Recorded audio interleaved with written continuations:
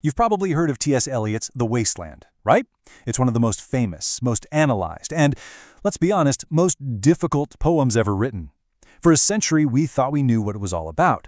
But it turns out there's a secret sickness hiding between the lines, a ghost that we've completely overlooked. So let's start with this line, "I will show you fear in a handful of dust." Man, that just perfectly captures the poem's whole vibe, right? This feeling of despair and decay. And for 100 years, that feeling has been tied to one single catastrophic event, the First World War. Okay, so for about a century, the official story, the one we all got in school, is that The Wasteland is the poem about the trauma and disillusionment that followed World War I. And you can see why, right? Critics have looked at it from every angle. They see the cultural collapse after the war, Eliot's own personal demons, spiritual emptiness, the whole thing. The poem's broken style, all those images of death, it was seen as, like, cultural shrapnel from a continent that just blew itself up. But what if that's only part of the picture? See, there was another catastrophe happening, right when Eliot was writing.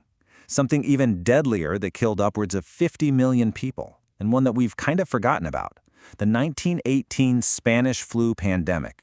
And this brings up a really big question, one that a literary historian named Elizabeth Auka started digging into.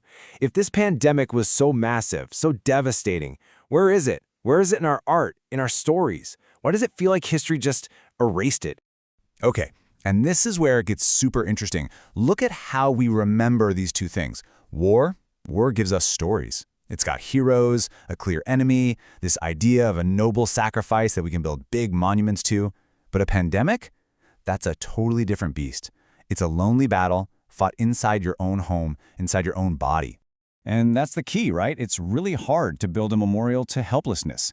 There's no grand narrative, no noble cause. It's just tragedy. And so instead of public monuments, you just get silence. And silence makes it easy to forget. All right, so if the pandemic got erased from the big public story, maybe we can find it somewhere else. Maybe in the private life of the poet himself. And when you start looking, the clues are right there. I mean, look at this. Eliot's own letters are kind of the smoking gun here. He and his wife Vivian both got sick. And check out the way he phrases it, the long epidemic of domestic influenza. He's not just talking about the virus, he's weaving it into the sickness of his own troubled marriage. And he gets so specific. He talks about a new strain of flu that leaves extreme dryness and a bitter taste in the mouth. This isn't some abstract idea for him. He's documenting the gritty physical reality of being sick. And, that sounds eerily familiar to a lot of us today, doesn't it?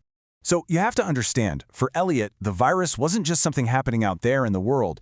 It was a deeply personal part of this huge crisis he was going through, both physically and mentally, that all came to a head in a nervous breakdown, right as he was finishing this masterpiece. Okay, so we have the backstory. We know he was sick. Now let's go back to the poem itself. Because once you have this, let's call it a viral key, the language starts to click into place in a whole new way.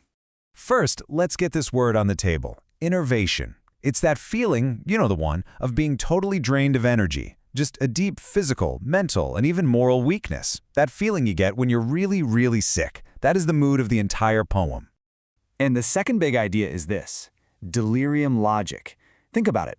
Everyone always talks about how confusing and fragmented the wasteland is. Well, what if that's not just some artsy modernist trick? What if it's the perfect description of a fever dream? The chaotic, jumping around logic of a mind that's just sick. All right, let's test this theory out. Take this super famous line, burning, burning, burning, burning. For years, the standard reading was that this is about spiritual suffering or lust, something metaphorical. But what if it's not a metaphor at all? Through this new pandemic lens, it's literal.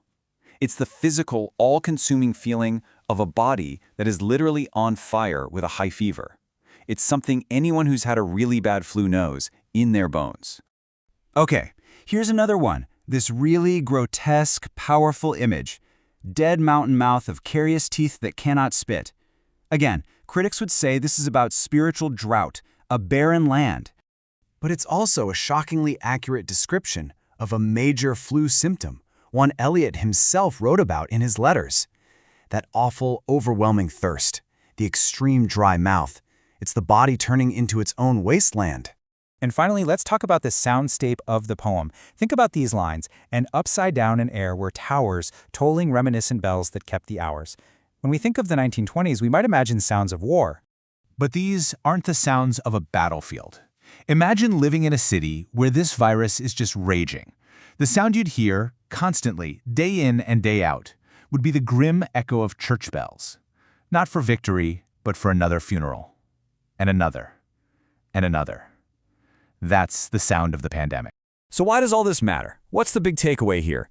The poem is doing more than just describing the pandemic. Its very structure, its brokenness, is the point. You see, all those famous fragments aren't just the cultural shrapnel of war. They're also what's left after a virus has torn through everything. It shatters your thoughts, your body, your memory, even your ability to tell a straight story about what just happened to you. And that really is the beautiful, tragic insight here. As Elizabeth Outcott puts it, Eliot grants a voice to widespread experiences that by their nature were unvoiced and elusive. The wasteland accidentally becomes the memorial that was never built. It captures this massive trauma that was so private and so hard to talk about, that history was already trying to sweep under the rug. And that leaves us with a pretty powerful question, doesn't it? 100 years later, we've just gone through our own global pandemic. We've documented everything. We have the data, the charts, the social media posts. But what story will we actually choose to tell? How will we really remember it? And what crucial, painful parts of the experience might we too just quietly let fade away?